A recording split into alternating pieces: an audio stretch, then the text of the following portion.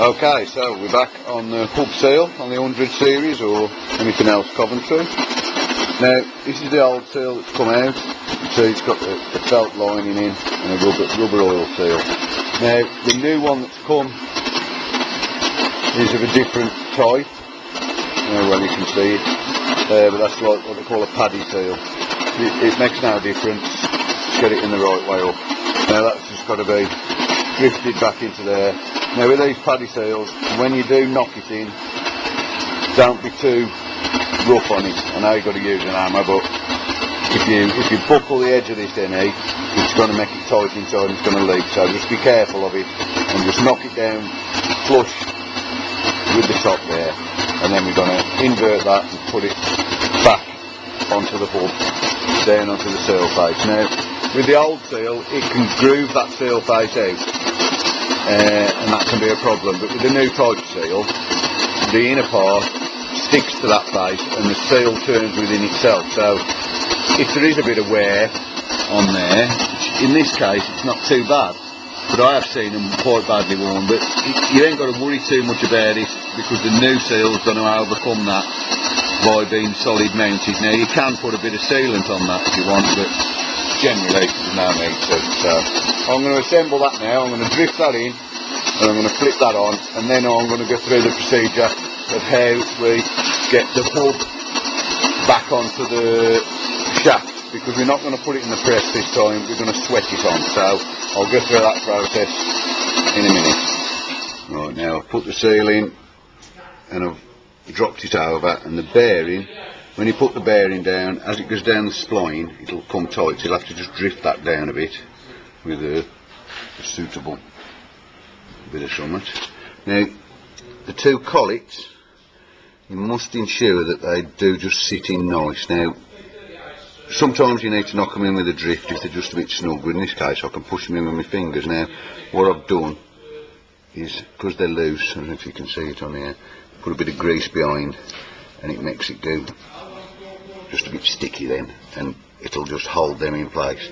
And that's why I don't like to use a press, because when you press that hub over that shaft, it's not so bad on these early ones as I've said before, but if you get the tight ones, when they go, they start to go with a bang as they move, and they go down in bump, bump, and the banging can make the little collet jump out, and you can't see that until it's too late, and you get down there and it won't go all the way home, and then you have to go back to the press and press it apart again. So we're going to put that with a bit of grease, and then we're going to warm this till it expands the hole, and then we're just going to go shunk straight over the top, and it will just drop straight down to the bottom with a bump, and then we pour a bit of water in to cool it all down, and that's as simple as it gets.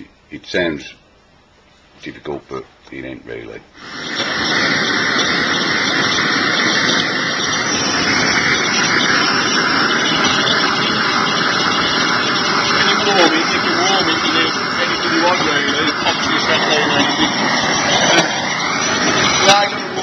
Dead off or nothing, or cherry, all we want to do is just make it expand so it's going to slip out the spine. Obviously it's going to be too hot to cut, so we're going to use some pliers, and as soon as it goes down and there's all water in there, turn it off. And just a case of trial and error until you get it right. And trust me, when it's right, it's going to slip straight over here.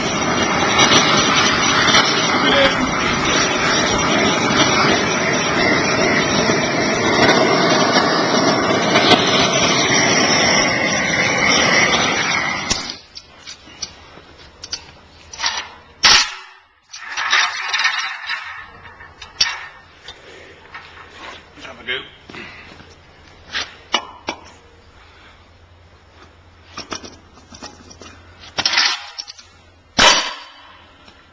Voila! Job's a good one.